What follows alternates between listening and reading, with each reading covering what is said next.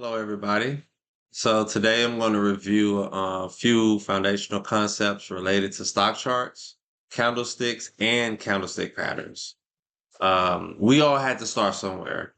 And I know that this material can be very, very, very intimidating, especially during those beginning stages when you're just trying to figure out how to put the pieces of the puzzle together. And it's a large puzzle.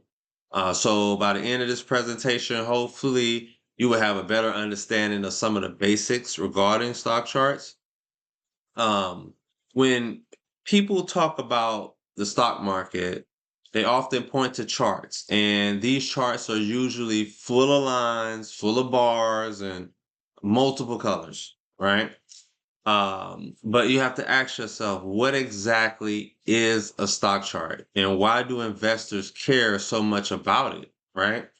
And it is a visual representation of a stock's price movement over time. It shows how the stock's price has changed minute by minute, daily, weekly, or even over years. And this helps investors spot patterns, trends, and potential entry and exit points, right? To get in and out of trade. So by looking at a stock chart, you can quickly see whether or not it's trending upward, going sideways or flat, or going down. Um, so when you think about a stock chart, I want you to think about it as if it's like a stock's diary.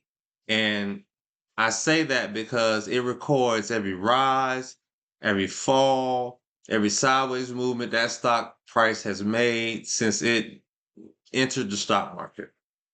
And it's a graph, and it shows you the price of that stock or any other asset over a period of time.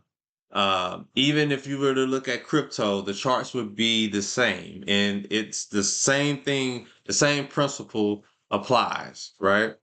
So charts can also be filtered to show you price movement for different time frames. So if you look at our example here, it says 1D. That's because this is a daily chart, right? So these candlesticks that you see represents one full day of price action. If that was a 5-minute chart, then these candlesticks would represent the price movement for every 5 minutes, right? So if this let's say this is 7 o'clock, right? Let's say if this was 7 o'clock, this would be 7:05, 7:10, 7:15, right? But in that's if this was a 5-minute chart, but this is a daily chart. So these represents one day. So if this is the seventh, that means this is the eighth, this is the ninth, and this would be the 10th, right? So forth and so on. And um, choosing a time frame that suits your trading strategy is very important because day traders are enter and exit trades. They have to get in them quickly. They get in and out, just like scalpers, people that scalp. They get in and out of trades quickly.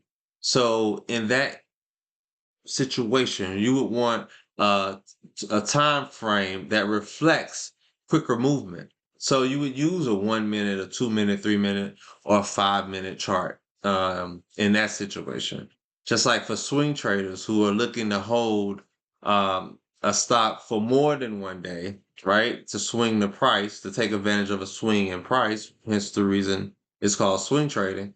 Um, they more commonly use the daily, weekly, and the monthly charts because you're looking for a pattern to form over a longer period of time, right? So you wouldn't base a swing trade on a 1 minute chart, right? You would use a daily or something that takes a little longer to form. You want to see a pattern that's forming over um, a period of time. But choosing um, what time frame best suits the trading strategy that you're trying to imply is very important.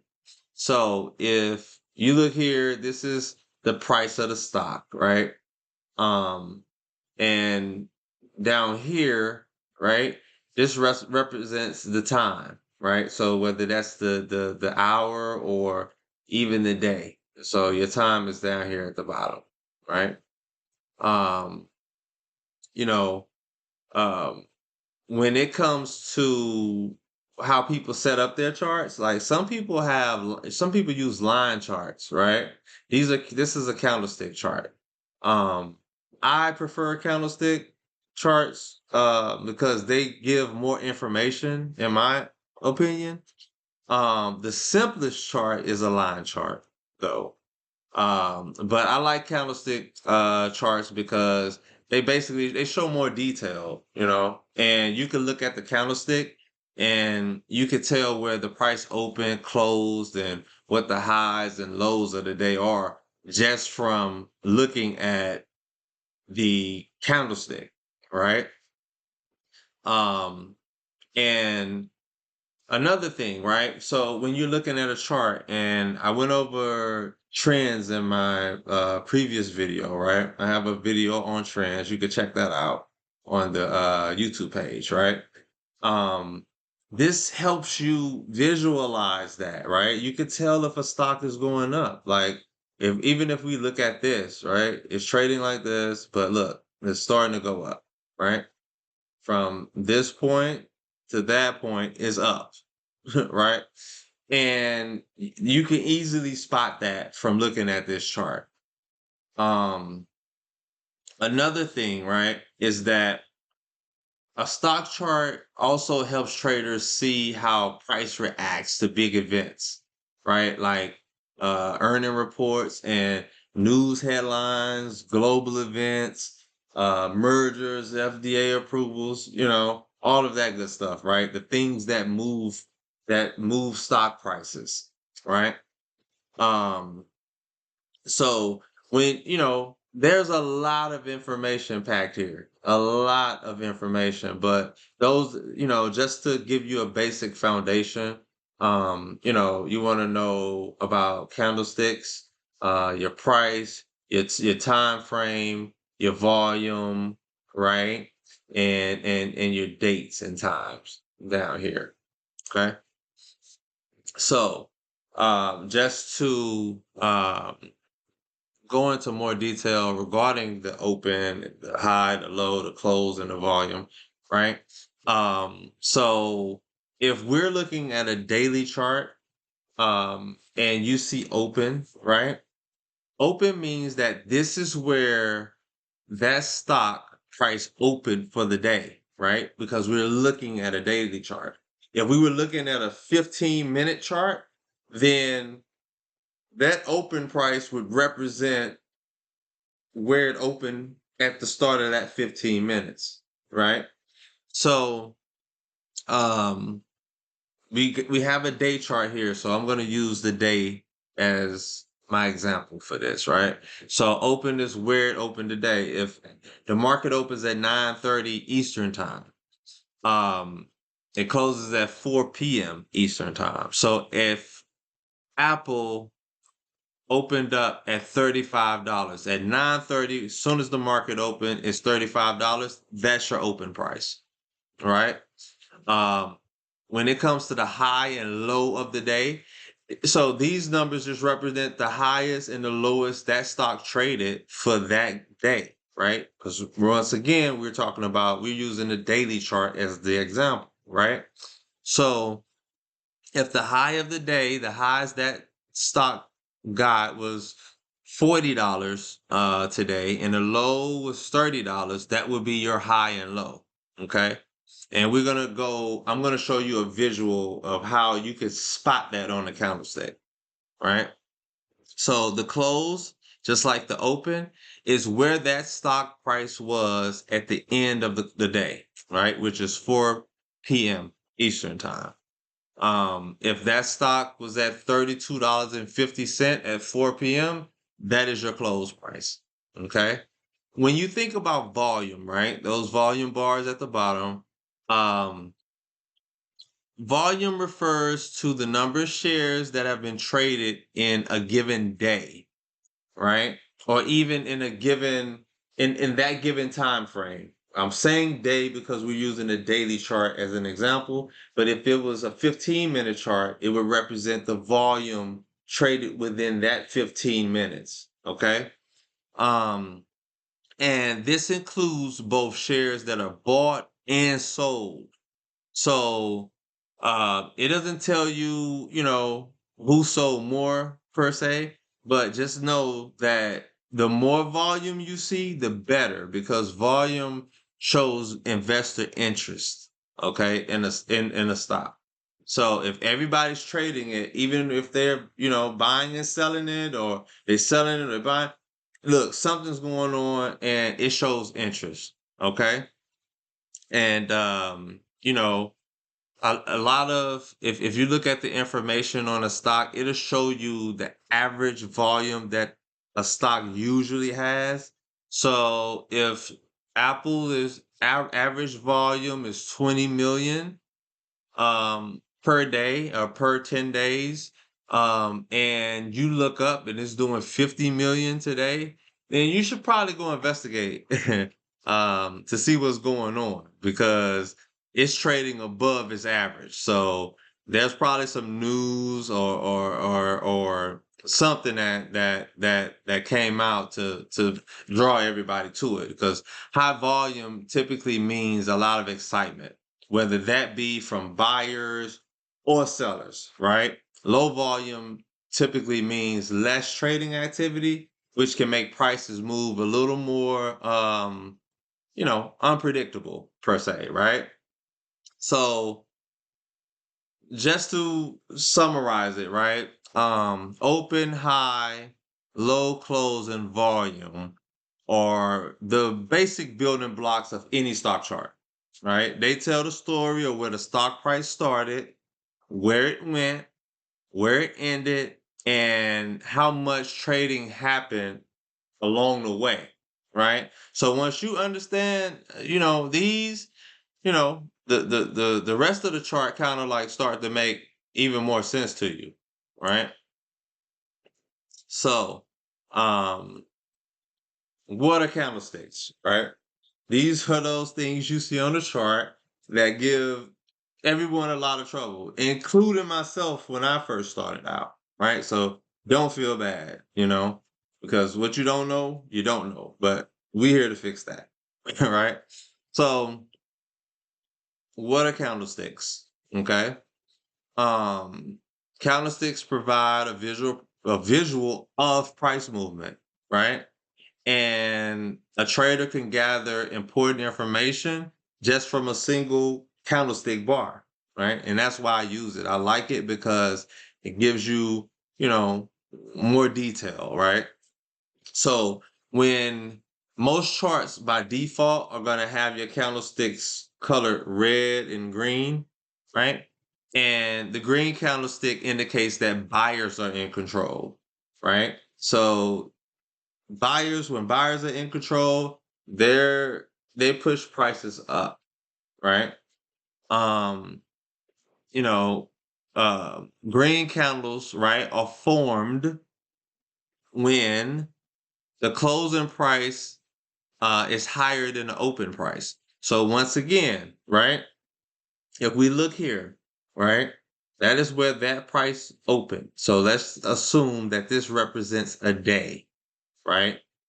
So let's say Apple opened at $30 for the day, right?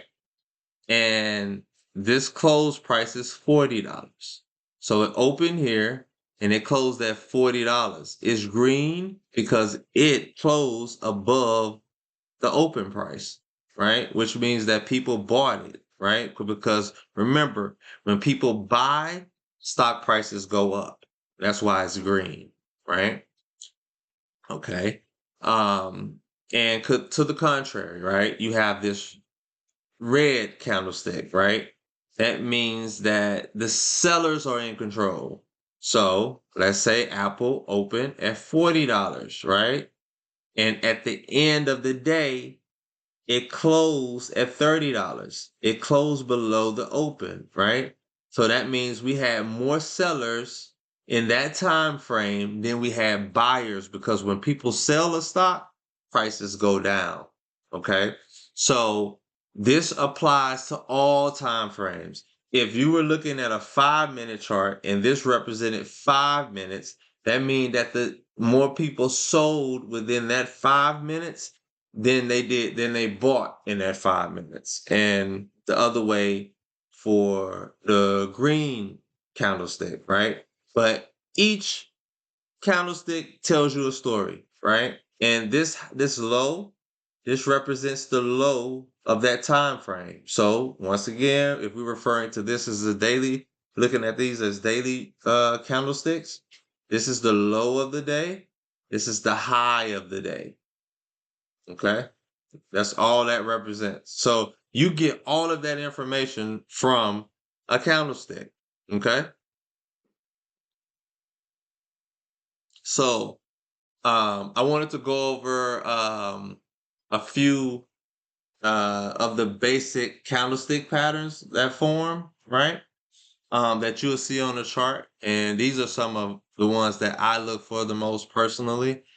Um, and, they are basically just a combination of candlestick that traders watch out for to give them clues as to what might happen next. Okay, like because if you're looking at we're looking at stock chart patterns and all of that to get in to try to get an indication of trend reversals. So if a stock is going down, right, you want to try to get any indication that you can um to tell you when that stock may reverse to go back to the upside. Because if it's going down, you want to buy it at its lowest point and sell it at its highest. So if it's going down, the closer you can get to figuring out when that stock is going to bounce and head back to the upside, the better your entry would be in regards to buying that stock and getting a position,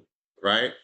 And that's what candlestick patterns uh you know help you do. Like they can be an indicator.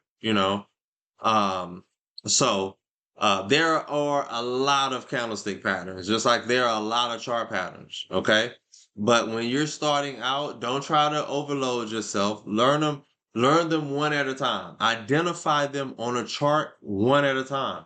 Get used to just looking for one first, and you just add to it over time. Okay, so these are a few that are easy to remember. And candlesticks and their patterns tell a story. So don't rely just on a candlestick pattern or any single technical indicator by itself.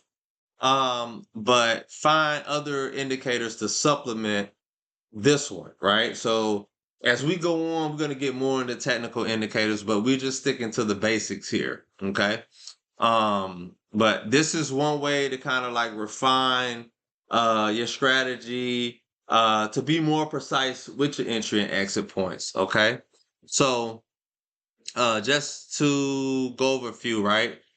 This is your doji candlestick, and um it basically forms when the stock's opening and closing price are almost the same, right? Like it balanced out. It's the buyer, no, the buyers nor the sellers really took control. Okay, um, it's like consolidation, right? It's like it's neutral. No, the stock really didn't. That candlestick has no direction. Okay, and you can identify because the body is like super thin, and it looked like a plus sign. And it often means that the market can't really decide which way to go. So it's like a coin flip in the process. You know what I mean? In progress. You feel me? Like it hadn't decided what it wanted to do yet. Okay. So next to it, you have the hammer, okay? And it has a small body. It has a small body at the top, and most of the time it has a long wick. So what you consider a wick is these thin lines, right? These blocks right here, these are considered the body. These are the body. This the body. body. And thin line right here, wick. Those are wicks. Okay. So the hammer basically shows that the sellers pushed the price down, right? They pushed it down, but the buyers fought and pushed it back up. Okay.